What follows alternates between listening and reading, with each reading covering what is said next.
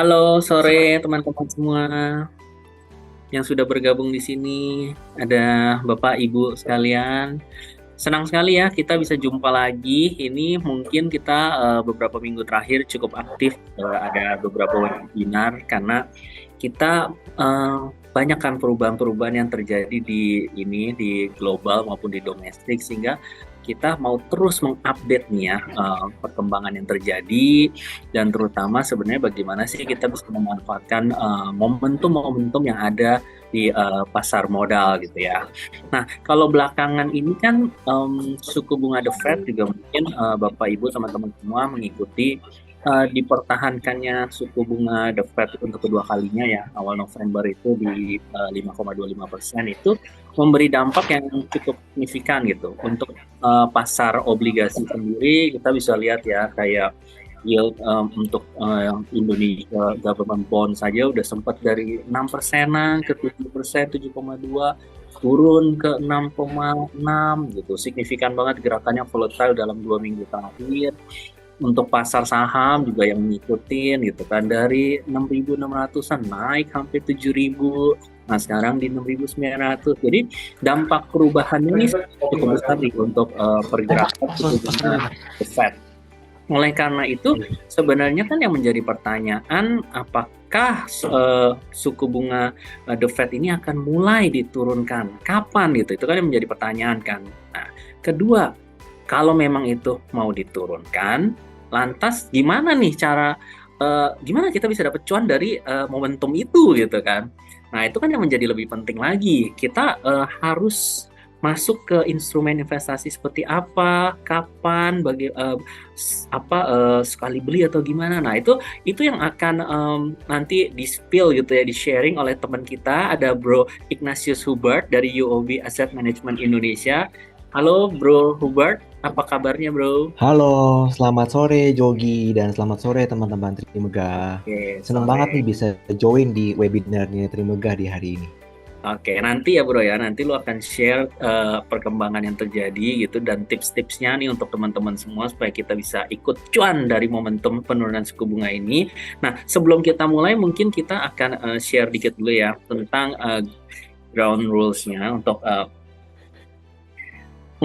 webinar kali ini. Teman-teman yang ingin memberi pertanyaan itu bisa diajukan melalui box Q&A gitu. Nanti kita tanyakan ke Bro Hubert gitu ya. Dan juga akan dipilih oleh moderator nanti untuk 8 pertanyaan yang terbaik ya. Yang kita pilih nanti ada inilah apa namanya, souvenir lah ya, 3-in-1 charging cable. Nah, ini menarik nih, ini nanti bisa untuk teman-teman 8 penanya terbaik. Kemudian sebelum masuk ke situ, kita juga mau ngingetin lagi ada event-event kita yang bisa diikutin live gitu ya. Jadi ada market update nih setiap Senin sampai Kamis, live IG jam 8 malam. Ada teman-teman dari Trimegah itu yang akan memberikan informasi terupdate untuk yang mengikuti pasar modal, ataupun nanti biasanya ada mystery guest-nya gitu lah ya, ada tim research dan lain-lain. Kemudian kita juga lanjut untuk hari tadi kan kita bisa mungkin langsung mulai aja kali ya, Bro Hubert, untuk tadi kita kan mau tahu nih sebenarnya suku bunga The Fed ini akan terus dipertahankan dulu, idle mungkin 6 bulan, I don't know gitu kan, orang bertanya-tanya, atau mungkin 2 kali dipertahankan, wah udah waktunya turun, atau seperti apa nih? Silahkan Bro Hubert, pandangannya, waktu dan tempat dipersilahkan. Oke Jogi, thank you Jok. Wah ini tadi sebenarnya di pertanyaan gini udah oke. Sebelum saya mulai nih Jok ya, saya mau mengucapkan terima kasih juga nih kepada Jogi dan teman-teman di Trimegah Sekuritas yang telah mengundang saya untuk acara di webinar di hari ini gitu. Dan ini kayaknya webinar pertama kita nih Jok, dan ini semoga ke depan ini akan makin sering nih ya UOB Asset Management untuk diundang di Trimegah di Sekuritas ya. Gitu. Nah, langsung aja Jok. Karena kan saya punya waktu antara maksimal 20 sampai maksimal 30 menit gitu. Nah, jadi yang hari ini kita akan bahas ini nanti if gitu ya, kalau suku bunga di Amerika ini mulai turun gitu ya, mungkin yang lebih kita akan bahas kalau kalau itu udah mulai turun kali ya. Kalau waktunya kelihatannya kita bukan kayak tebak-tebakan gitu ya. Cuman kalau waktu pastinya memang ini masih kelihatannya kok masih banyak pro and cons gitu ya. Tapi yang pasti menurut kita terkait suku bunga Amerika ini seharusnya sudah ada atau sangat mendekati titik puncaknya gitu. It's safe to say gitu ya. Artinya kalau ditanyakan sekarang itu di 5,5%. Nah ini mungkin lebih enaknya kita langsung share materi kali ya. Boleh izin sharing ya dok ya? Ya, silahkan bro. Entire screen, sip, sebentar. Nah, udah kelihatan Jok? Iya, oke. Ya, oke udah full. Nah, udah ya, sip. Thank you. Nah, closure teman-teman. Lalu berikutnya, nah ini teman-teman. Sore teman-teman. Nah, ini kita langsung masuk ke slide pertama sekaligus menjadi slide yang sangat penting di diskusi kita di sore hari ini. Ya, ini slide pertama, tapi ini juga semua slide berikutnya ini akan mendukung kepada slide ini. Artinya ini slide ini penting banget, teman-teman. Ya. Kenapa? Karena di sini kalau kita lihat, kalau kita melihat data historis 20 tahun ke belakang, ya. Sebenarnya suku bunga Amerika itu ada di mana sih? Ya, saat ini saat yang cukup saat ini suku bunga yang sekarang ini di sekitar 5,5% gitu ya, 5,25 sampai 5,5%. Ini sebenarnya tinggi atau rendah gitu. Nah ini sebenarnya dari chart ini udah teman-teman udah bisa kelihatan banget gitu ya. Ini data historis suku bunga Amerika. Ini yang merah ini adalah suku bunga Fed rate ya. Yang merah ini adalah suku bunga Fed rate. Yang biru ini adalah imbal hasil obligasi Amerika yang tenornya 10 tahun. Ya, yang notabene paling liquid di pasar Amerika dan paling banyak diperjualbelikan di pasar. Itu karena kita tahu nih USD 10 ini adalah obligasi yang dijadikan acuan oleh bukan hanya investor di Amerika tapi investor global, teman-teman. Kalau di Indonesia kita tahu ya, yang jadi acuan bunga untuk obligasi rupiah itu kan FR yang tenornya 10 tahun. Nah, sama di Amerika ini yang kita sebut dengan US Treasury 10 year. Ya. Ya. Jadi yang merah ini adalah pergerakan suku bunga Fed rate atau suku bunga acuannya Fed. Yang biru ini adalah suku bunga obligasinya yang bertenor 10 tahun. Nah, dari chart ini kita tahu nih poin pertama yang kita mesti yang saya mau sampaikan sebenarnya ini adalah suku bunga tertinggi dalam 20 tahun terakhir. Semenjak tahun 2003 nih, sengaja saya tarik dari tahun 2003 teman-teman. Ya, untuk semakin membuktikan bahwa sebenarnya suku bunga saat ini kalau kita lihat 20 tahun ke belakang ini titik tertinggi. Karena kalau kita lihat di tahun 2008 ini cuma di 5 sampai 5,25. Ya puncaknya. Nah sekarang ini di 5,25 sampai di 5,5% gitu. Nah kesimpulan kedua yang kita mau sampaikan adalah peluang suku bunga Amerika untuk turun ke depan ini lebih terbuka ketimbang untuk naik lagi. Ya peluang suku bunga Amerika untuk turun ya jauh lebih terbuka ketimbang naik lagi. Kita mungkin sebulan terakhir atau mungkin lebih tepatnya 2 bulan terakhir gitu ya masih ada perdebatan ini Amerika masihkah akan naikin suku bunga lagi? Ya mungkin ke 5,5 sampai 5,75 atau bahkan ke 6%. Gitu. Memang masih ada perdebatan apakah ini akan naik sekali lagi atau ini sudah puncaknya. Nah, ini share data terakhir dari survei yang dilakukan oleh CME Group ya. Ini sebenarnya sudah 100% ya. Market itu expect ini itu titik puncaknya. Ya, jadi di angka 5,25 sampai 5,5 ini sudah menjadi titik puncak suku bunga Fed rate yang ada di Amerika, teman-teman. Gitu. Nah, artinya kalau sudah mendekati titik puncak, ya biasanya kedepannya akan dia stay atau turun. Ya ini kayak contohnya kejadian di tahun 2006, gitu ya di tahun 2006 sebelum terjadi global financial crisis, ini kurang lebih di hold sama the Fed-nya itu sekitar hampir 2 tahun, sekitar 20 bulan. Ya ini yang flat gitu ya. Ya. Tapi kalau kita lihat teman-teman, walaupun ininya flat ya, yang ininya itu flat ya, selama kurang lebih hampir 2 tahun, ini imbal hasil obligasinya ini udah mulai akan bergerak turun. Gitu. Nah ini artinya ini walaupun ininya masih flat gitu ya, tapi ininya tuh udah mulai turun nih. Udah mungkin masih malu-malu gitu ya. Nah, puncaknya adalah waktu terjadi namanya global financial crisis. Kita ingat waktu ini Lehman Brothers tahun 2008 itu bankrupt, terjadi global financial crisis, barulah The Fed menurunkan suku bunga secara agresif. Gitu. Nah, artinya ketika poin ketiga yang saya mau sampaikan adalah dari data ini kita bisa simpulkan bahwa secara historis ini yang namanya obligasi itu, pergerakan di pasar obligasi itu selalu mendahului The Fed. Nah, jadi bukan berarti kalau The Fed-nya turunin atau mulai menahan suku bunga, imbal hasil obligasinya itu nggak bisa turun.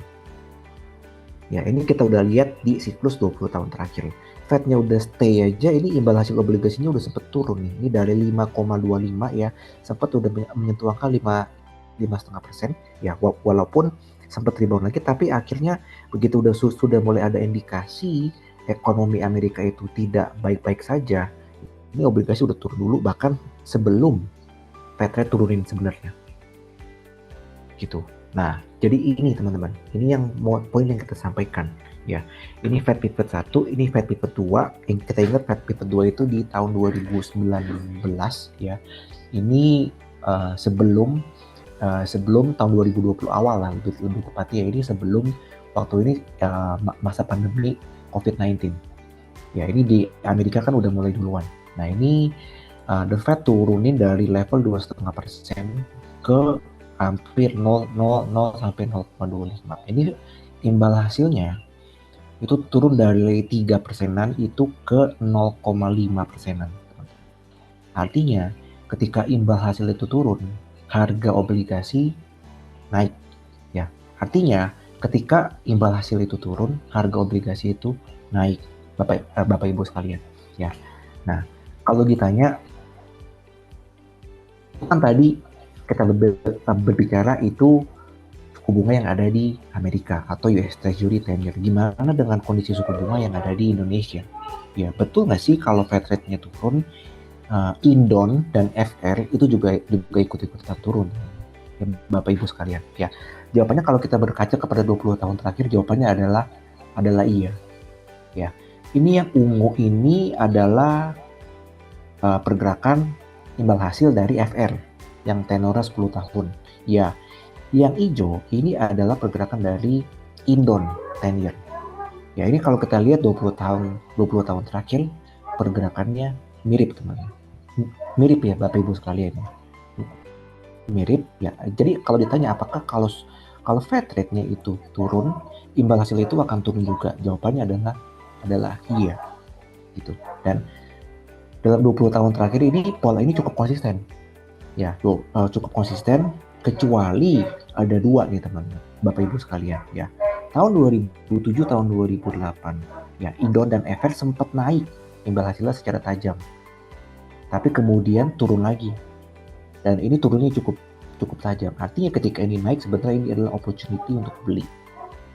Ya, karena eventually ya ini akan ngikut dengan suku bunga di Fed rate. Nah, di tahun 2019 ke tahun 2020 tahun 2020 pun mirip.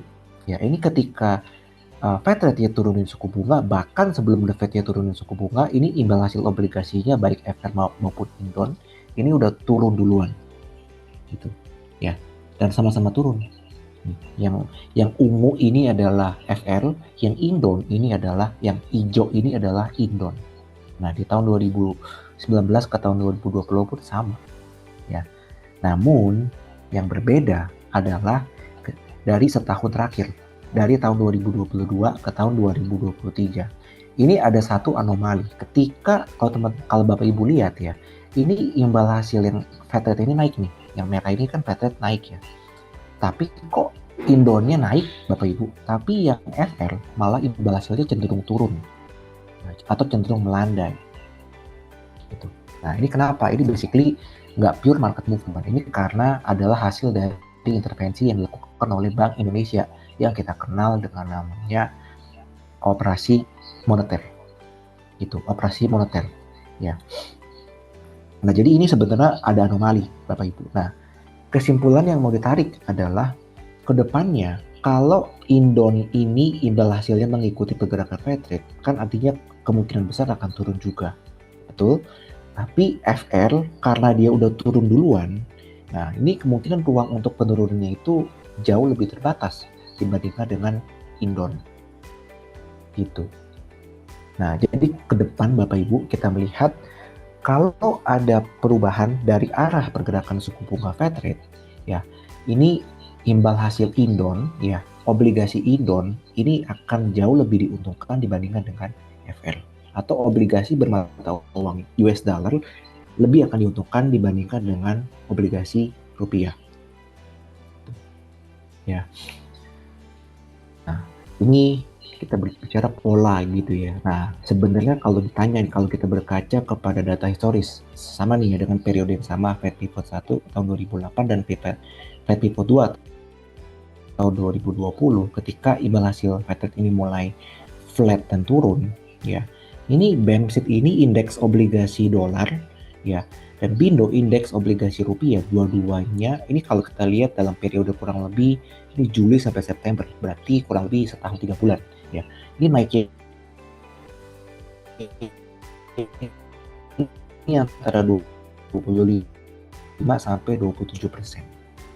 Tahun 2020 ini kondisinya mirip. Ya, ini yang merah ini adalah Fed turun juga, dia udah mulai stay dan turun. Ya, ini BMSIT dan Bindo, ya indeks. Ya, BMSIT itu adalah indeks obligasi US dollar, Bindo itu indeks obligasi rupiah.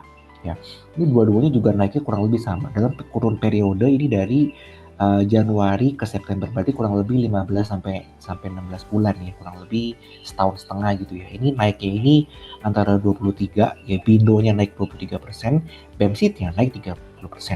Ya, artinya ini indeks obligasi dolar naiknya 30% dalam waktu kurang lebih ya setahun setengah gitu. Ya, ini jadi terbukti ketika ada penurunan Fed rate, ya ini yang namanya obligasi ini diuntungkan atau harganya naik. Kita tahu dengan indeksnya aja dua-duanya baik rupiah maupun dolar itu naik Bapak Ibu. Tapi memang karena chart ini gitu ya, ke depan kalau misalnya terjadi penurunan di Fed rate, ya ini untuk kali ini, spesifik untuk kali ini kita melihat BMSIT ini punya peluang yang lebih besar untuk naik ketimbang Bindo gitu ya. Nah, jadi gimana caranya memanfaatkan kondisi seperti ini ya, ketika suku bunga Amerika sudah mendekati puncaknya, habis itu kedepannya either akan stay atau akan turun gitu ya. Gimana cara kita memanfaatkan ya. Nah, itu jawaban paling simpel adalah beli Indon. Betul Bapak Ibu, beli Indon gitu ya. Tapi kita melihat UOB Asset Management melihat ternyata untuk membeli Indon itu nggak segampang itu, karena kita tahu bahwa Indon ataupun Indowiz itu kan diterbitkannya di pasar di Singapura gitu, dan supply-nya itu cukup terbatas gitu. Nah, untuk investor Indonesia yang mau beli Indon di Indonesia ini sebenarnya ada, tapi kita tahu mungkin barangnya juga nggak cukup langka gitu ya, ataupun kalaupun ada size-nya itu, tiket size-nya itu mesti besar gitu. Kalau di bank, Bapak Ibu mungkin melihat paling tidak bank itu untuk beli Indon ya perlu sekitar 100 sampai dengan 200 ribu dolar gitu untuk membeli satu seri Indon Bapak Ibu. Nah, makanya kita menyediakan salah satu fitur yang cukup menarik ya, kita bungkus Indon itu di dalam satu obligasi ya, di dalam satu obligasi yang berdenominasi rupiah. Nah, udah gitu yang kedua juga nih Bapak Ibu. Ya, kita melihat kalau misalnya harus tukar ke rupiah, mungkin Bapak Ibu kebanyakan kan investor di Indonesia punyanya rupiah. Ya, lebih banyak orang yang punya rupiah ketimbang yang punya dolar. Nah, jadi kita ini ingin mengawinkan gimana caranya ya memberikan solusi kepada nasabah yang pengen punya exposure ke obligasi US dollar tapi tanpa harus mengeluarkan US dollar sendiri gitu. Ya, kita bikinlah satu fitur ya yang namanya YOBIAM, Obligasi Inovasi Nasional ya, yang isinya adalah Indon ataupun Indois ataupun obligasi US dollar ya, tapi dalam mata uang rupiah. Nah, inilah akhirnya kita dapat satu ide, kita bungkusin semuanya itu di dalam satu heksadana yang kita sebut dengan YOBIAM, Obligasi Inovasi Nasional, atau yang biasa kita singkat dengan Union. Nah, ini per November kemarin ya Bapak Ibu, ini isi dari Union ini ya 80%-nya ada di government bonds yang mata uangnya US dollar. Ya, ini ada sedikit corporate bonds juga gitu ya. Tapi kurang lebih 5-10% aja gitu ya untuk booster.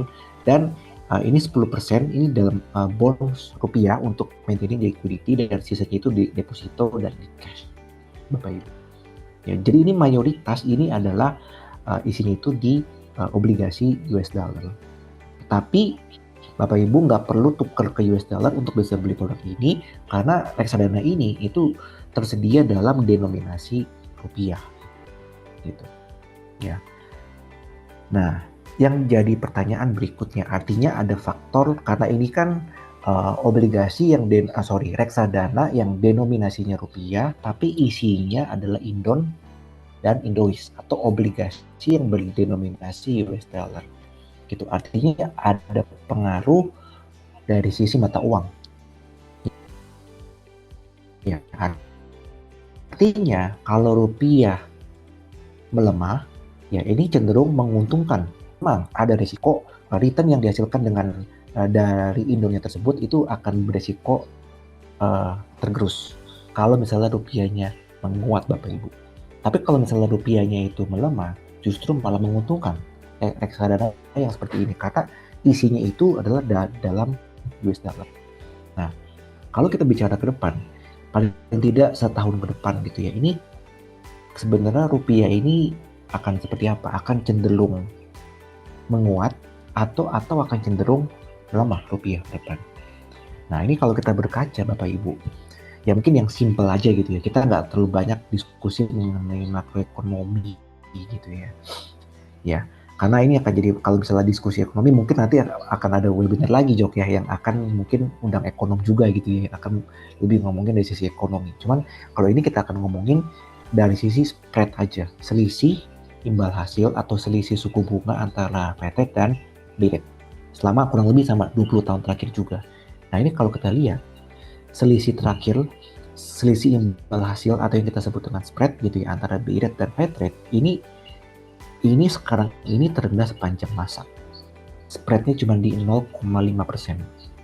Ya, sekarang BI rate di 6%. Fed rate itu di 5,5%. Artinya selisihnya cuma 0,5%. Dan ini adalah spread terendah sepanjang masa. Gitu. Makanya no wonder waktu kemarin rupiah itu sempat ke angka 16.000 hampir. Sebenarnya kita udah mengantisipasi hal itu dari bulan Juli, bulan Agustus. Itu kenapa? Karena kita melihat spread ini saat ini rendah banget, dan sebenarnya kita sudah agak khawatir dengan Bank Indonesia yang sempat ya mempertahankan suku bunganya selama kalau nggak salah 6 bulan berturut-turut gitu. Dia cukup confident BI ini bisa ditahan di 5,75 tanpa harus naikin lagi Bapak Ibu. Tapi sekarang dengan rupiah yang sempat ke angka 6% gitu ya, dan banyaknya ketidakpastian yang terjadi di global gitu ya, akhirnya BI harus menaikkan ke 6%. Dan mungkin bagi Bank Indonesia belum tentu ini adalah kenaikan terakhir. Karena kalau menurut kita sendiri, menurut YOBI Asset Management gitu ya, ini masih ada ruang bagi BI untuk bisa naik ke 6,25 bahkan sampai ke 6,5%. Kenapa? Ya, karena paling tidak untuk memperlebar spread. Ya, kalau dia ke 6,5 pun, ya spread ini masih jauh lebih kecil dibandingkan dengan historis. Ya, ini terakhir itu di 0,5%. Ya, kalau kita lihat spread historis semenjak Indonesia menjadi investment grade di tahun 2017, ya itu di sekitar 3% Bapak Ibu. Nah, jadi even walaupun misalnya BI naikin ke 6,5% misalnya gitu ya, misalnya BI naik ke 6,5% pun, spreadnya ini masih di level 1%, which is secara historis masih salah satu level terendahnya. Gitu. Dan itu keep in mind, itu tujuannya untuk bertahan, bukan untuk membuat rupiah lebih kuat, tapi untuk menghindari pelemahan rupiah lebih dalam. Gitu. Nah, jadi dengan kondisi rupiah yang kita expect stabil gitu ya, atau beresiko melemah gitu ya, sebenarnya ini bisa jadi akan jadi bonus buat reksadana seperti contohnya Union ini. Nah, kalau ditanya kenapa, apa bedanya Bapak Ibu beli Union dengan beli Indon atau beli Indois langsung? Pertama, jumlah pembelian penjualannya itu jauh lebih fleksibel. Seperti yang tadi ya, kalau beli langsung Union, kalau beli langsung Indon ataupun Indois, satu tiketnya itu mesti besar per seri, Bapak Ibu, dan ada resiko likuiditas. Ya misalnya Bapak Ibu beli 50.000 gitu ya, contoh, atau 30.000 gitu ya. Nah mungkin pada saat beli bisa gitu. Tapi pada saat jual, belum tentu dengan tiket yang hanya 30-50.000, banknya itu mau menerima. Mungkin biasanya bank itu mau terima antara size 100-200.000 gitu. Nah, jadi ada, kalau belinya itu Indon langsung, ya ada risiko likuiditas yang harus diperhatikan. Tapi kalau lewat Union, nggak usah pusing. Mulai dengan 10 juta aja, Bapak Ibu udah bisa beli reksadana Union yang isinya itu adalah obligasi US dollar. Gitu. Nah, yang kedua, ini kesempatan Bapak Ibu untuk diversifikasi portofolio. Nanti kita akan share diversifikasi seperti apa. Pertama, diversifikasi secara kelas aset. Ya, ini kalau kita lihat Bapak Ibu, kalau Bapak Ibu belinya seri per seri Indon gitu ya, Indon 35, Indon 29, ini dalam waktu satu minggu ya, ini turunnya bisa segini. Ya semakin panjang tenornya, semakin besar juga tingkat fluktuasi dari Indon tersebut. Ya, tapi kalau Bapak Ibu beli Indon, ini sudah terdiversifikasi secara natural, gitu ya. Ini secara natural. Dan kedua, Bapak Ibu, ini adalah diversifikasi secara aset kelas atau secara kelas aset. Ya, di tengah sekarang itu, di tengah meningkatnya tensi geopolitik di dunia, gitu ya. Ini belum lama ada perang Ukraina dan Rusia. Terakhir, kurang lebih di awal Oktober, terjadilah perang Palestina dan Israel. Nah, di tengah kondisi geopolitik ini yang volatilitasnya bukannya menurun, tapi meningkat, gitu ya. Dan di Indonesia pun, ya, drama-drama yang ada sekarang ini yang kita Bapak Ibu lihat, gitu ya, itu juga tidak mengurangi resiko volatilitas tersebut. Ya, makanya di tengah kondisi tersebut, Bapak Ibu dapat menjadikan Union ini sebagai salah satu sumber diversifikasi.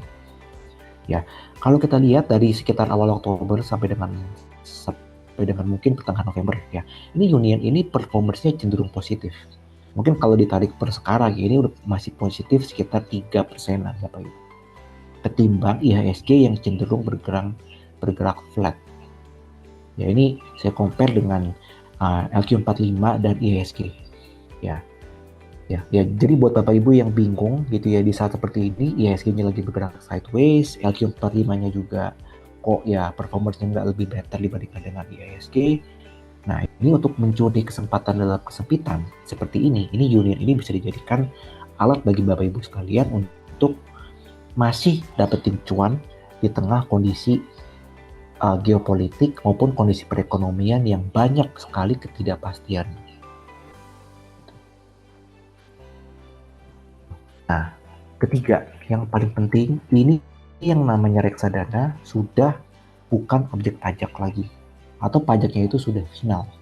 Ya, kalau Bapak Ibu beli obligasi Union langsung, beli misalnya obligasi Indon ataupun Indois langsung ya, ini kuponnya dan capital gain-nya nggak ada pajak. Tapi ya ketika Bapak Ibu convert dari Indon ke rupiah, ya, dan ada forex gain atau currency gain, nah itulah yang berpotensi akan menjadi pertanyaan bagi orang pajak. Ya, ini dikonvert dari Indon ke rupiah gitu ya. Ini dulu waktu beli Indonya ini di rupiah level berapa? Nah, ini saya udah kerja kurang lebih di 4 bank. Ini semuanya menjadi pertanyaan si masalah. Kalau misalnya ini Indonesia ini dipegang 10 tahun yang lalu, gitu. Dia udah nggak ingat lagi beli waktu itu rupiahnya beli di berapa ya, gitu. Nah, kalau Bapak Ibu beli ini reksadana, ini sudah nggak usah pusing mengenai pajak karena pajaknya sifatnya sudah final, gitu. Nah, kalau ditanya Bapak Ibu, ya sampai dengan let's say sampai Q2 atau Q3 tahun 2024 dari sekarang berarti kurang lebih 8 sampai 9 bulan ke depan. Ya, kalau kita mengasumsikan US Treasury 10-year itu minus 0,7% gitu ya. Kan sekarang ini di 4,6, sekitar 4,6 sampai 4,7%. Gitu ya. Artinya dia turun aja ke 4%. Ini untuk dapetin upside sekitar 8 sampai 9% ya dengan asumsi rupiahnya stabil. Ya, ini nggak sulit, bukan sesuatu yang mustahil. Kalau rupiahnya melemah, misalnya ke level 16.000 atau 16.000 di atas 16.000 misalnya gitu ya, ini bukan tidak mungkin bisa di atas 11%. Nah, kalau misalnya US Treasury turunnya lebih banyak, misalnya ke 3,7-3,8% gitu ya, ya bukan tidak mungkin ini dapatnya bisa double digit, bisa 10 sampai dengan 13%. Tapi kalaupun kita pahit-pahit yang ngomong ada terjadi penguatan rupiah secara tidak terduga, if gitu ya, ini kita ngomong worst case scenario gitu ya, ya sebetulnya Bapak Ibu masih bisa dapetin upside sekitar 6 sampai 8% dalam waktu kurang lebih 8 sampai 9 bulan ke depan. Not bad di tengah kondisi seperti saat ini gitu. Nah, ini kalau mau sedikit Bapak Ibu isinya apa sih kalau mau ngintip gitu ya, ini adalah ini top 10 ini adalah ini ya, sebagian besar itu ada Indon ya, ini Adaro dan BRI, ini adalah dua-duanya obligasi US dollar ya. Kita coba targetin maksimal itu 10% sampai 15% di obligasi korporasi yang durasinya 1 sampai 2 tahun untuk dapetin yield yang lebih tinggi aja. Tapi secara exposure kini kita akan maintain ya, mayoritas tetap akan berada di Indon dan obligasi pemerintah. Dan kalaupun ada obligasi korporasi, kita pilih ini yang high quality. Gitu. Dan ini rata-rata Union, ini rata-rata imbal hasil yang ada di portofolio Union itu sekitar 5,5% dengan durasi di 6,1 Bapak Ibu.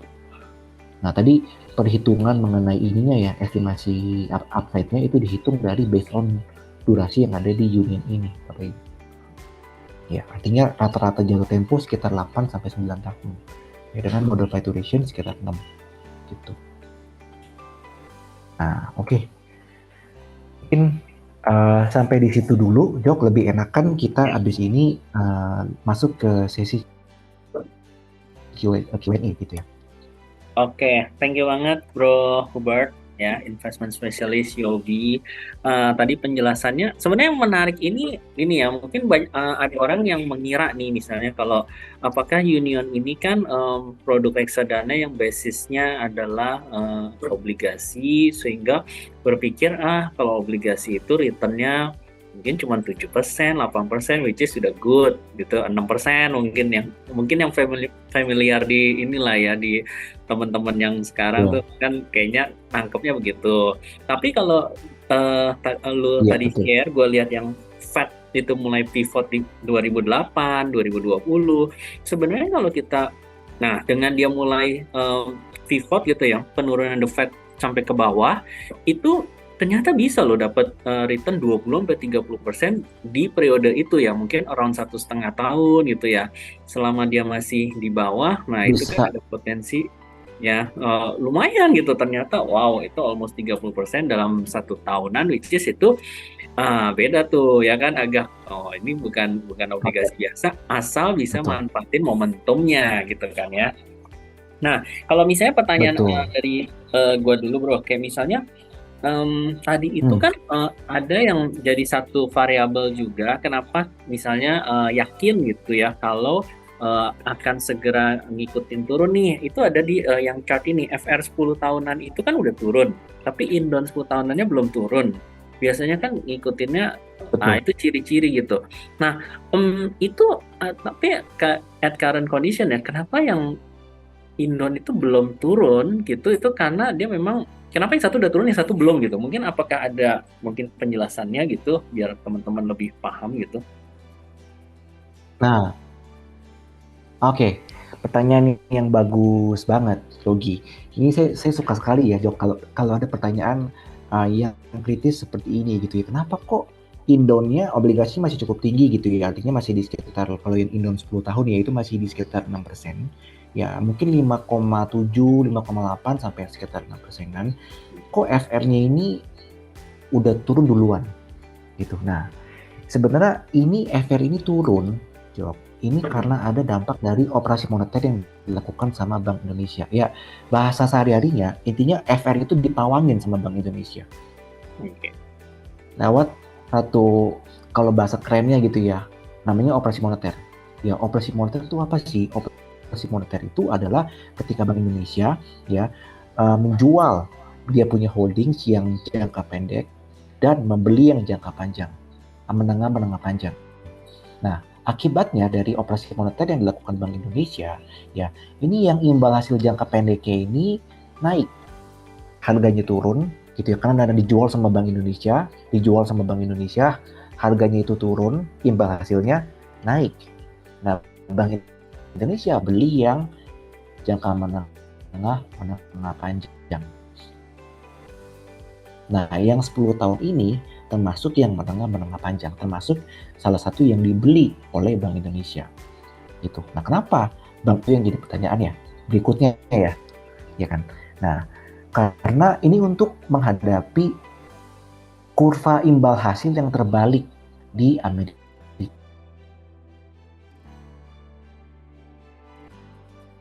Kalau kita tahu di Amerika sekarang kurva imbal hasil itu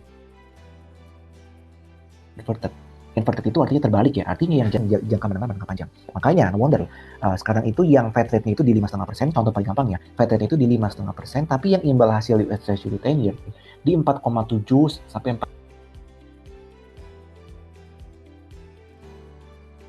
4,4%. Nah, itu adalah salah satu atau yang bahasa keren itu inverted yield curve. Nah, untuk Bank Indonesia harus membuat imbal FR yang jangka pendek, imbal hasilnya ini menarik. Ya, gimana membuat FR yang jangka pendek itu imbal hasilnya menarik ya dengan melakukan yang namanya operasi moneter.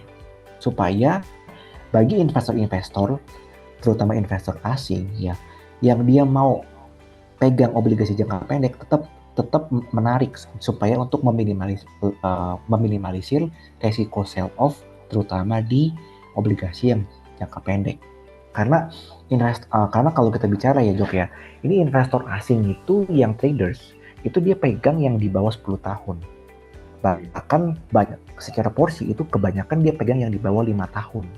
Nah, makanya untuk meminimalisir resiko dari sell off akibat suku bunga akibat imbal hasil Amerika yang begitu tinggi yang jangka pendek, nah ini BI harus melakukan yang namanya operasi moneter supaya tetap mempertahankan imbal hasil yang menarik di FR atau obligasi rupiah yang jangka pendek. Itu Jo. Oke. Ya, jadi sebenarnya kalau by teori harusnya memang tetap bagaimanapun juga dia mengikuti pergerakan the Fed karena itu sumber dari inilah ya, kayak apa benchmarknya lokomotifnya kemananya ya.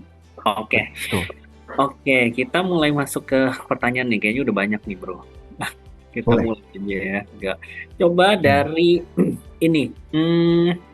Ini pertanyaan dari Anonymous siapa nih? Siapa kira ya? Di tengah kondisi higher for longer ya yang biasa disebut gubernur ini ya, the Fed ya. Gimana dampaknya terhadap kinerja Union? Terima kasih. Oke, mungkin gue emphasize dikit ya. Kayak kalau di chart itu kan tadi ada yang kalau mulai flat gitu, di peak gitu kan, ada yang sekarang kan baru jalan 2 bulan. Tapi mungkin di momen top 1 tuh sampai beberapa bulan sampai setahun dia flat dulu. Nah, higher for longer itu kalau misalnya bro, anggap lagi nih, bulan depan turun, dampaknya ke Union apa? Terus kok setahun lagi baru turun, terus dampaknya selama perjalanan setahun itu ke Union gimana dulu? Nah, mungkin pertanyaan gitu kali. Oke. Ya, pertanyaan yang bagus banget nih, yang kritis gitu ya. Gimana kalau misalnya mantra higher for longer itu benar-benar terjadi gitu ya. Hmm. Artinya the Fed itu akan mempertahankan suku bunga yang seperti sekarang, ya di level yang seperti sekarang gitu ya. Artinya dia nggak naik lagi tapi dia nggak turun gitu ya, flat. Ya, Ya katakan setahun itu flatnya akan stay. gitu. Setahun. Nah, ini sebenarnya udah pernah kejadian di tahun 2000, mungkin yang lebih dekat itu yang lebih mendekati itu tahun 2006 sampai tahun 2008 ya, Cok. Nah, ini sempat Fed itu dipertahankan di level yang di 5,25 gitu ya selama kurang lebih hampir 18 bulan gitu. Ini kalau saya nggak salah ini 18 bulan. Tapi kita lihat nih, ini yang biru ini atau imbal hasil USD 10-year-nya ini juga udah mulai turun.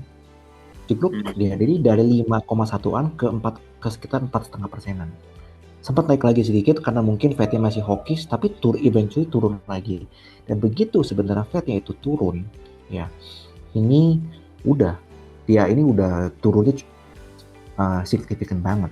Nah, jadi yang message yang saya mau sampaikan adalah kalau kita menunggu Fed-nya itu sampai turunin dulu, nah biasanya udah separuh jalan. Artinya upside yang kita bisa enjoy itu udah nggak full, gitu.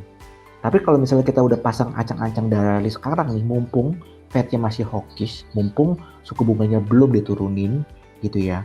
Kita ya ketika misalnya Fed-nya beneran turun, ya ini kan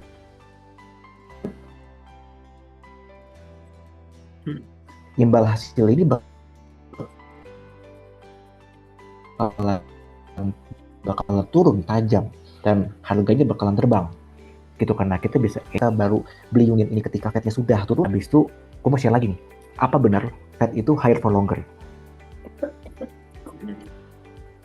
Oke, iya benar. Sebenarnya kayak Betul nggak?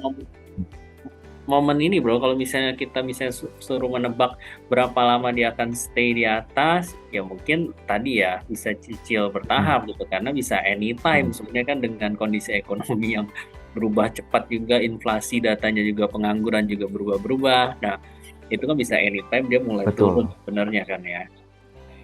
Oke bro, kita lanjut lagi ya ke pertanyaannya. Ya.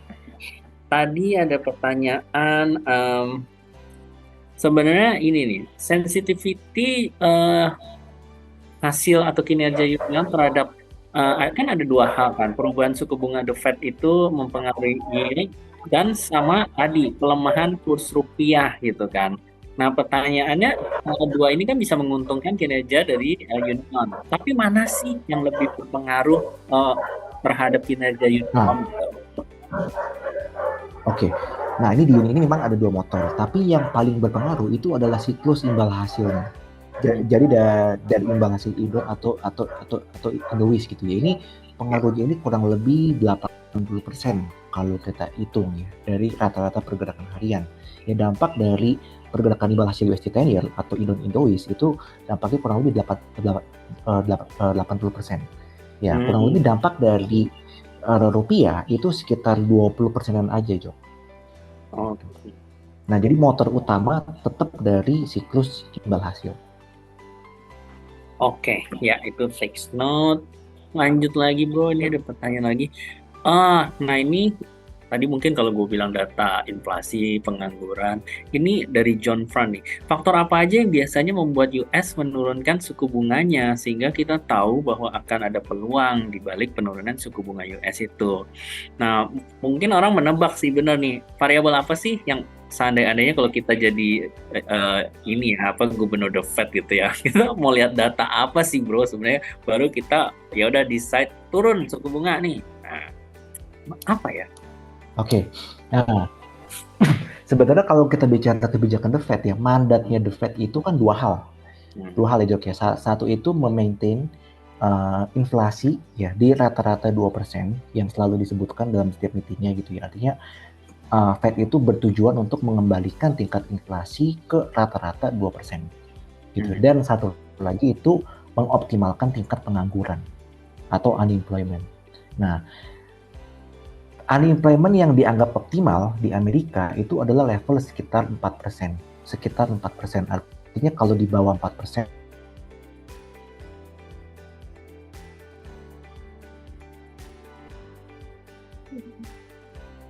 Hmm.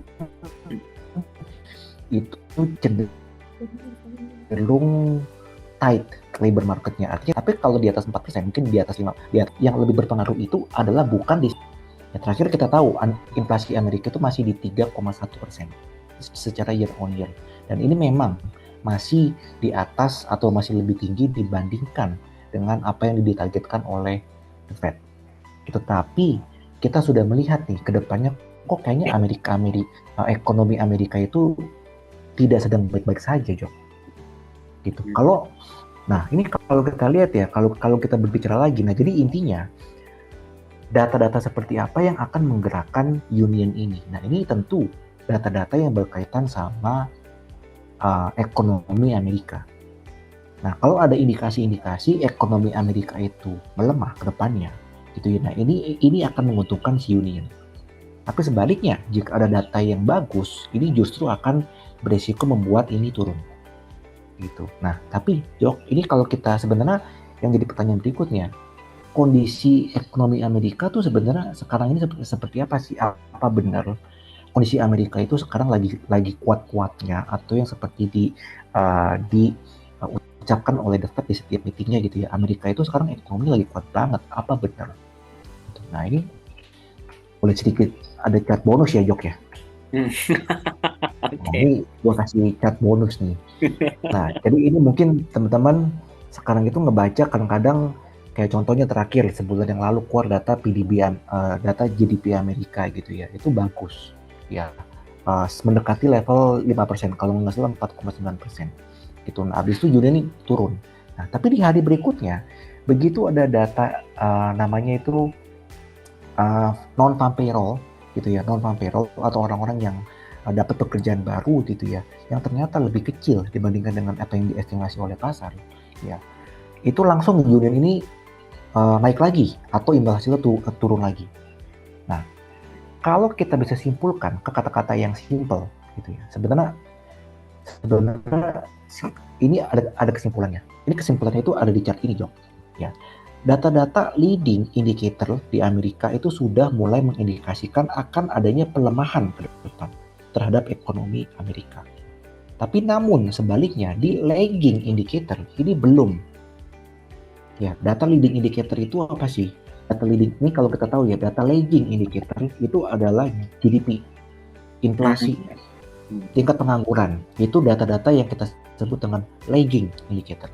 Ini masih oke, semuanya masih bagus, masih mengindikasikan ekonomi yang kelihatannya baik-baik saja. Tapi kalau kita melihat data leading indicator, ini sebenarnya udah enggak gitu. Nah, ini yang biru ini udah turun gitu ya. Ini udah di bawah 0%, artinya sudah kontraksi gitu ya. Nah, seperti apa sih data-data leading indicator ini?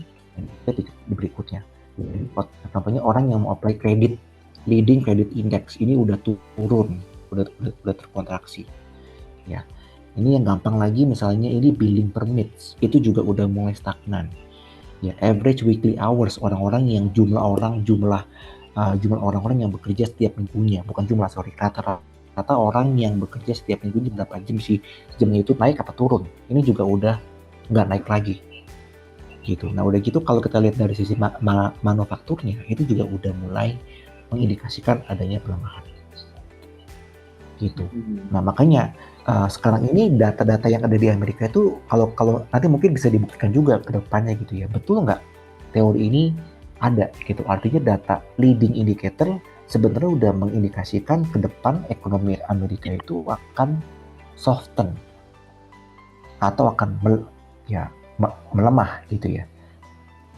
Nah, kalau benar itu terjadi ya, ini artinya sebenarnya dari sekarang kita udah baiknya ada punya ancang-ancang untuk punya exposure di union ini. Karena ketika misalnya benar data itu ternyata lebih lemah daripada apa yang di-expect oleh pasar, contohnya data non-farm payroll tadi gitu ya, ini union ini akan naik gitu. Jadi leading indikatornya sudah menunjukkan ya, jadi ada pelemahan itu, dan ya kalau memang itu kejadian, trennya polanya ada seperti itu, nah itu bisa membuat ya yieldnya turun juga gitu ya. Oke. Betul. Ini pertanyaan berikutnya lagi, bro. Ini dari Evalina. Ini rasanya dia punya view agak berbeda nih. Oke, selamat sore Pak. Tadi Gimana ada gimana? mengenai adanya currency risk untuk produk Indon atau denom IDR ini. Jika kita melihat market outlook Indonesia yang saat ini bagus, baik dari sisi inflasi, GDP, maka ada potensi IDR rupiah ini menguat ke depannya. Nah, jika The Fed juga turunkan suku bunga tahun depan, secara teori USD melemah. Berarti kan artinya ya ada penguatan rupiah juga kan. Nah, apakah pada saat itu invest ke Indon gitu ya, ini lebih baik atau langsung invest ke Indon USD atau FR atau yang gimana gitu?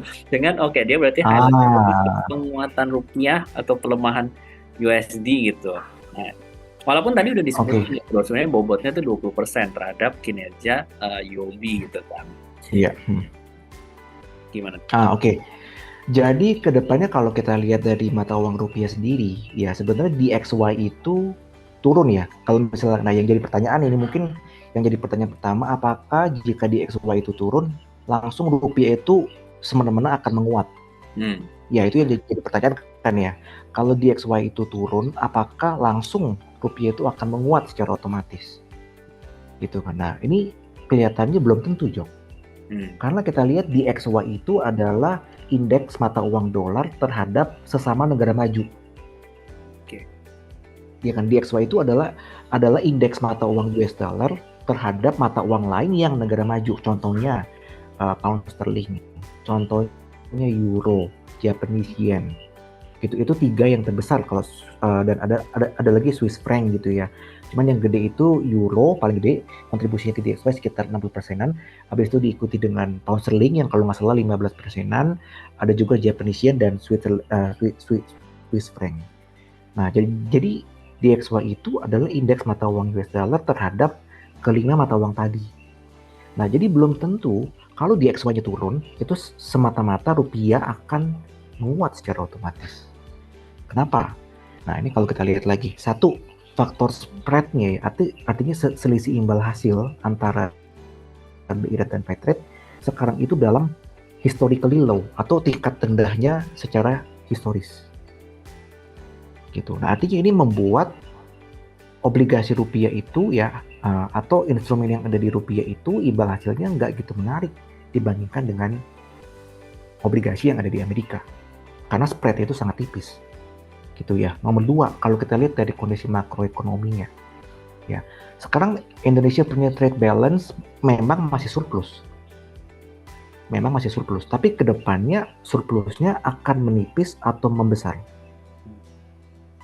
Nah, kalau view kita kedepannya surplusnya ini akan menipis, bahkan cenderung bisa balik lagi ke defisit.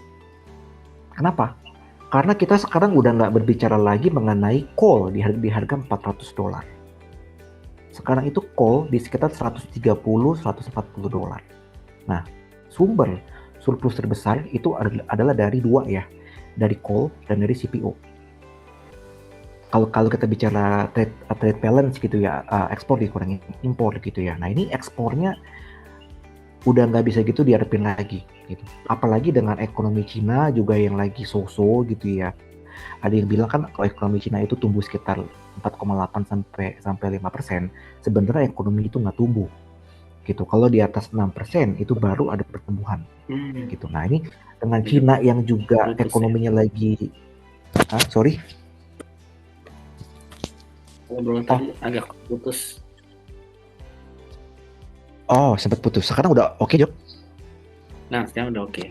Tadi ada yang bilang apa? Oke, sip. Yang mana? Tadi ada yang bilang kenapa bro sampai nggak tahu teman-teman kedengaran nggak? Tadi yang lu bilang, tadi ada yang bilang apa? Oh, jadi kedepannya kalau kita melihat satu yang tadi yang spread ini udah dijelasin ya Jok ya, mengenai spread itu sekarang lagi dalam titik yang terendah secara historis. Nah ini membuat FR yang ada dengan imbal hasil sekitar 6,7, 6,8 itu nggak gitu menarik gitu. Karena di Amerika imbal hasilnya lebih menarik bagi investor global. Ya. Kedua, kalau dari sisi makroekonominya, sebenarnya trade surplus itu belum tentu bertahan lama. Trade surplus yang ada di Indonesia itu belum tentu atau kemungkinan sangat kecil untuk bisa sebagus tahun-tahun lalu.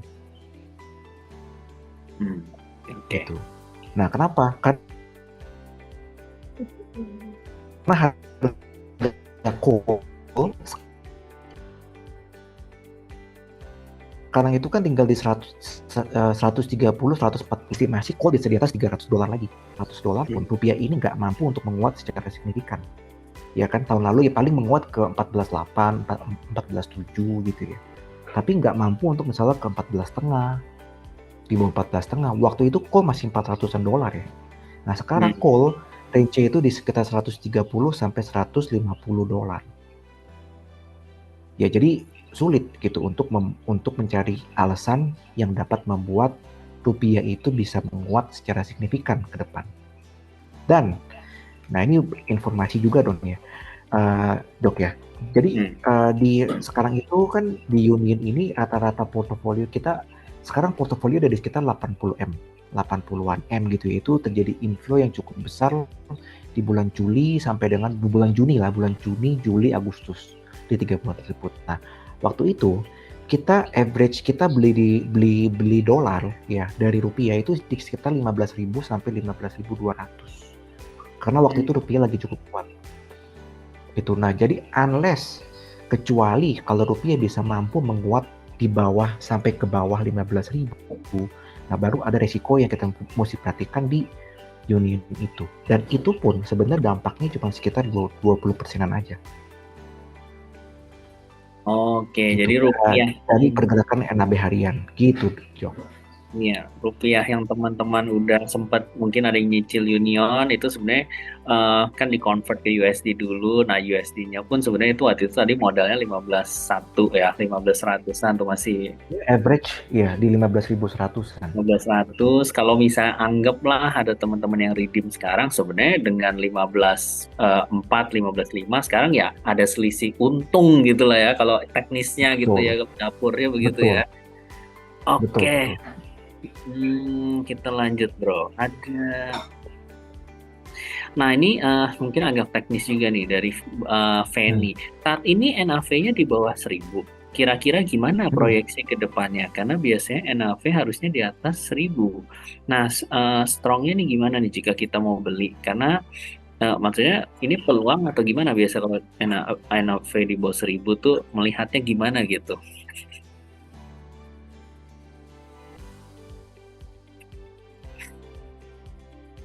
Halo, bro. Itu agak terputus ya.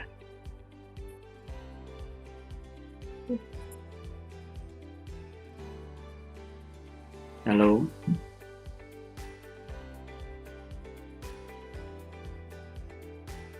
Internetnya agak terputus ya teman-teman, bentar.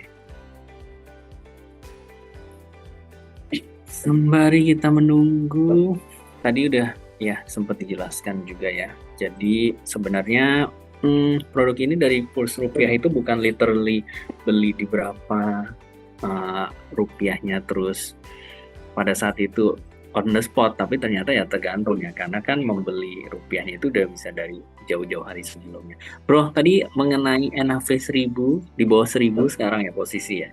Jadi apakah kan orang biasanya kan starting dari 1.000, kalau di bawah 1.000, wah apakah ini murah atau kenapa di bawah 1.000 gitu pertanyaannya mungkin ya, awamnya begitu bro.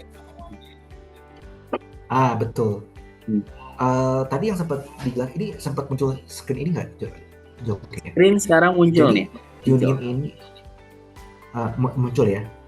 Oke, nah jadi Union ini sedikit cerita ya. Ini sedikit cerita mengenai kapan Union ini mulai diterbitkan. Nah, Union ini itu diterbitkan di sekitar tahun 2020, sekitar tahun 2021. Coba. Ini dia. Sekarang muncul ya. Screen muncul ya. Ya. Nah, ini di sekitar tahun 2021. Nah, dari 2021 sampai dengan sekarang, ini suku bunganya itu cenderung naik. Nah, kalau suku bunganya Amerika naik, otomatis imbal hasil obligasi atau obligasi US dollar itu cenderung turun. Nah, ini sebenarnya mirip sama Bapak Ibu yang mungkin pernah beli Indo di tahun 2020, di tahun 2021. Ya, ini biasanya posisinya masih sekarang ini lebih rendah harganya dibandingkan dengan waktu dulu Bapak Ibu beli di tahun 2021.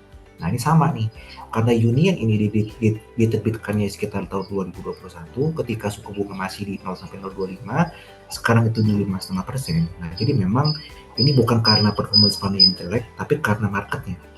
Yang memang Union itu terbit ketika siklus imbal hasil di US itu masih naik. Jadinya harganya itu berkebalikan, turun. Gitu. Tapi justru dengan kondisi tersebut ya ini peluang. Ya simpelnya ngomong ya, Jok ya. Sekarang kan sekitar NAB sekitar 950-an ya, 949, 950 gitu ya. Balik lagi deh ke 1000. Itu udah untung 5%. Gitu.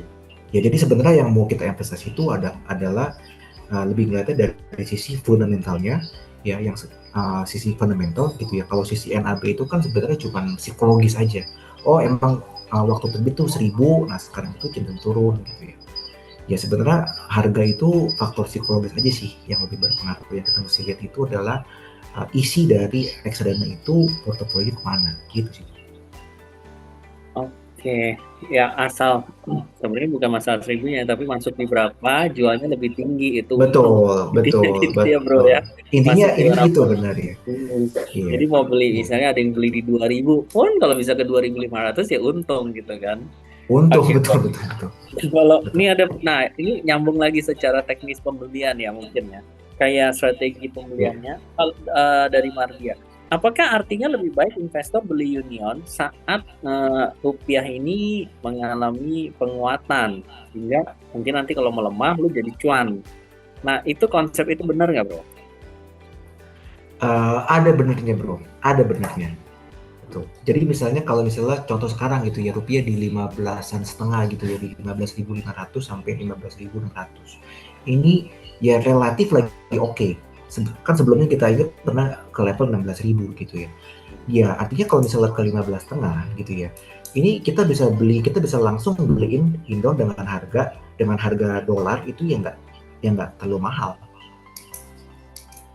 Oke. Gitu. Tetap ada pengaruhnya ya, walaupun nanti seberapa signifikannya itu ya tetap ya.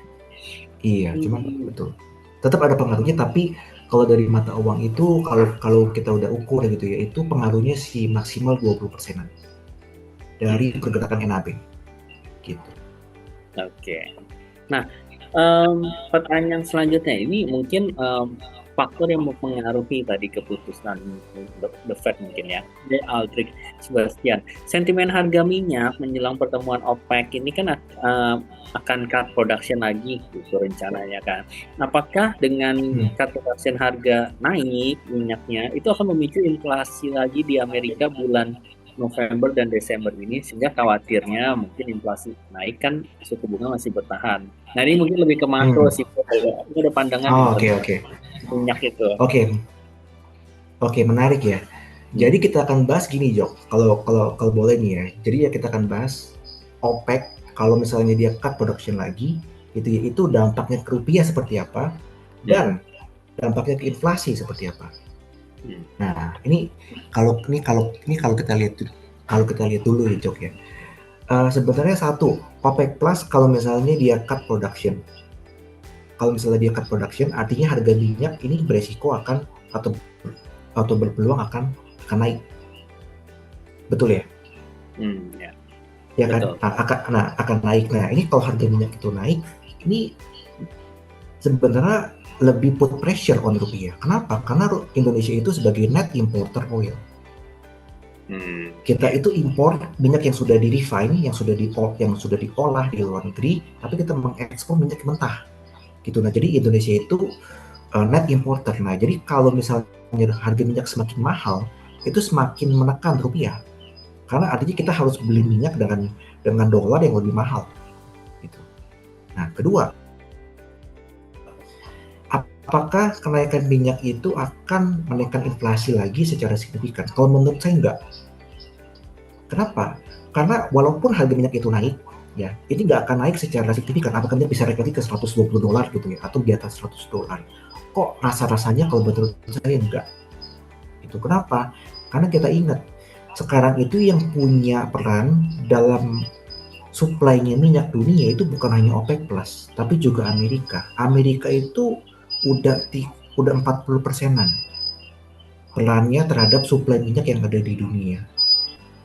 Nah, artinya kalau Amerika merasa harga minyak itu terlalu mahal, ya bisa aja juga dia dengan kalau misalnya dia merasa minyak itu terlalu mahal, ya bisa aja dia uh, pompa minyak lebih banyak gitu ya. Dia produksi minyak lebih banyak supaya inventory-nya itu naik lagi gitu, dan harga minyak itu ya kurang lebih stabil lagi.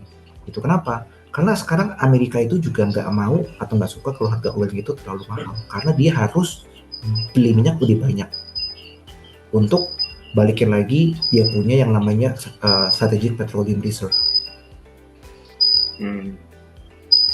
Gitu. Nah, jadi Amerika itu sebenarnya nggak suka harga minyak terlalu murah, tapi juga nggak suka harga minyak terlalu mahal. Gitu. Justru tadi dampaknya malah ke rupiahnya ya, lebih ngaruh ya, sebagai importir minyak kita. Oke, mungkin ini satu pertanyaan terakhir lagi dari M. Arya Farabi. Saat era suku bunga ini mengalami penurunan, mungkin akan mulai menurun nih suku bunga ya maksudnya. Nah, antara reksadana yang berbasis obligasi korporasi sama obligasi negara, tadi kan ini kalau di Union mostly lebih di Indon yang obligasi negara ya. Itu sebenarnya mana yang lebih bagus gitu? Mungkin pertanyaannya kayak obligasi korporasi apa obligasi negara gitu. Terus kedua nih lanjutan, mungkin tenornya tenor pendek apa panjang? Kalau tadi kan mungkin tenornya agak medium ya kalau di Union ini ya. Sebenarnya gimana sih bro pengaruhnya gitu antara, mungkin perlu dijelasin lagi ya, tenor panjang itu kenapa kita pilih pada saat apa, kalau yang tenor pendek tuh pada saat apa gitu kita pilih. Oke. Pertanyaan yang bagus. Oke, tapi kita bahas dulu. Ini ada mungkin ini sebenarnya di dalamnya ini ada 2 atau 3 aspek yang mesti dibahas. Nah, jadi yang pertanyaan kita bahas dulu, lebih mendingan kalau di saat seperti ini gitu ya, di saat siklus seperti ini biasanya yang lebih sensitif sama Fed rate atau sama siklus suku bunga tuh obligasi korporasi atau obligasi pemerintah. Nah, itu jawabannya adalah obligasi pemerintah, Cok. Obligasi pemerintah. Di saat seperti ini. Kenapa? Karena kalau kita lihat obligasi korporasi itu trading volume-nya itu atau volume trading-nya itu tipis, nggak sebesar obligasi pemerintah. Nah, jadinya tentu ketika ada pergerakan harga, tentu obligasi pemerintah itu punya tingkat volatilitas gitu ya yang lebih tinggi dibandingkan dengan obligasi korporasi. Tapi ya di saat siklus seperti saat ini gitu ya, yang cenderung flat atau turun ya, kalau kita melihat ini potensi upside dari obligasi pemerintah itu lebih besar dibandingkan dengan korporasi gitu.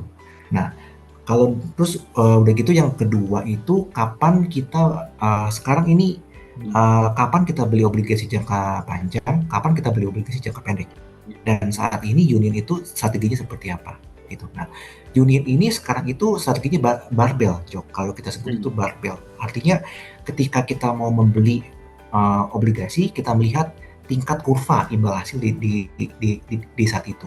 Kalau imbal hasilnya kalau kurva imbal hasilnya itu cenderung flatten atau selisih yang antara pendek sama yang panjang.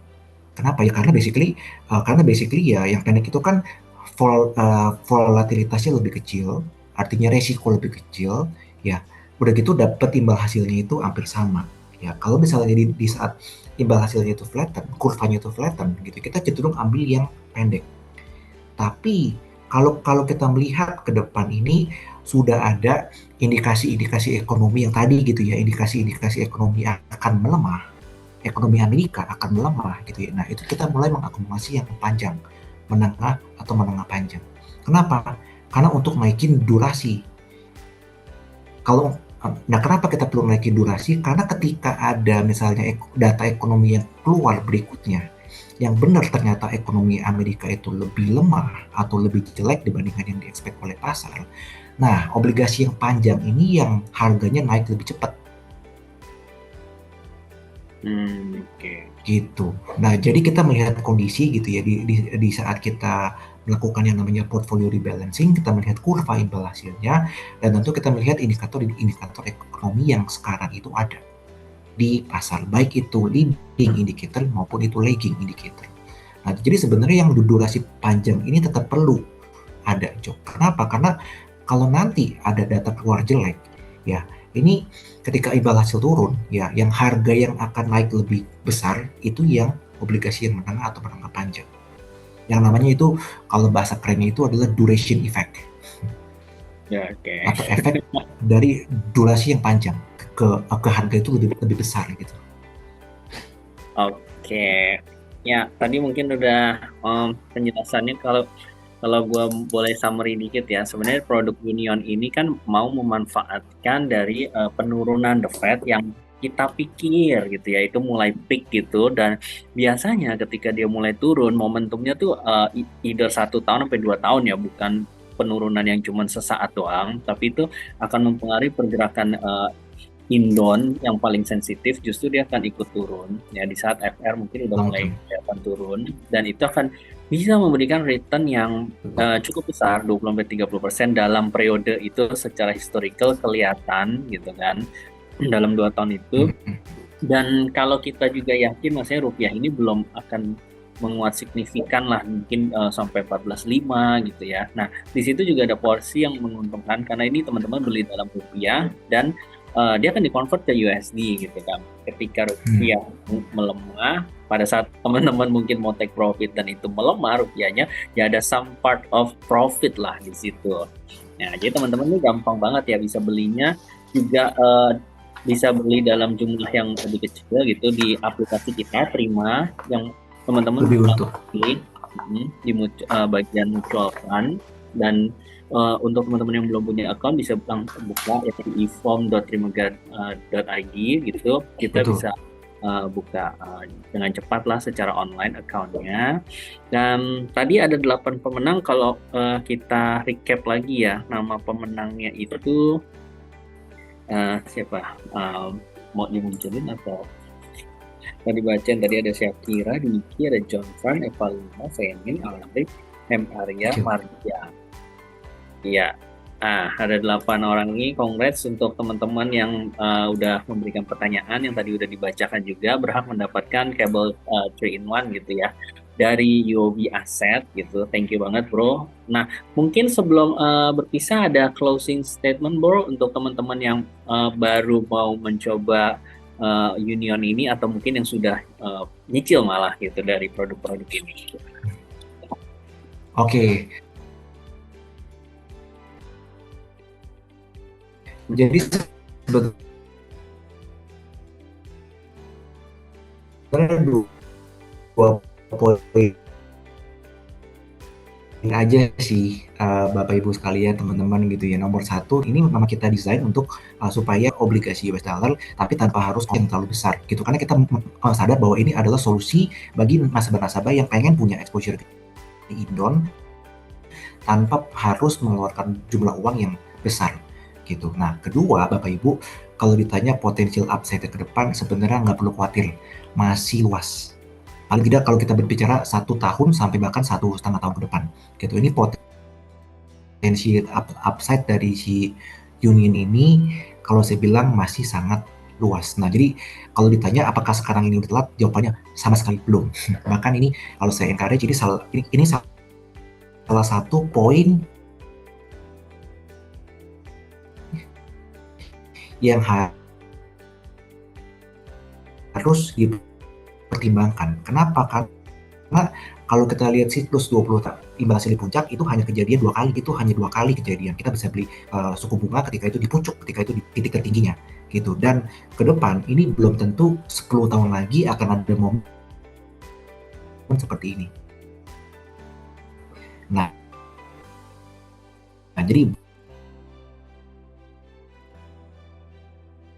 buat Bapak Ibu sekalian, manfaatkanlah momen yang punya exposure di obligasi US dollar atau Union ini gitu. Oke, jadi manfaatin momen yang 20 tahun sekali. Ini bukan 20 tahun sekali sih, 20 tahun cuma baru kejadian 2 kali ya bro ya tadi dua ya. Jadi dua momen kali betul. ketiga nih jarang nih. Jadi ya oke, Jarang. tadi udah jelas banget tadi kapan momentumnya dan bagaimana resultnya sehingga itulah yang kita coba cari peluang cuannya ya dari webinar kali ini memanfaatkan peluang penurunan suku bunga US. Oke, thank you banget Bro Ignatius Huber, investment specialist dari UOB Asset Management Indonesia. Tadi pemaparannya udah Thank you Jogi. komprehensif sekali. Teman-teman juga yang belum punya Union bisa langsung cari di aplikasi kita diterima. Oke, thank you teman-teman semua waktunya. Thank you Bro Huber. Sampai ketemu lagi kita di webinar selanjutnya. Bye-bye. Thank you Jogi. Thank you teman-teman. Terima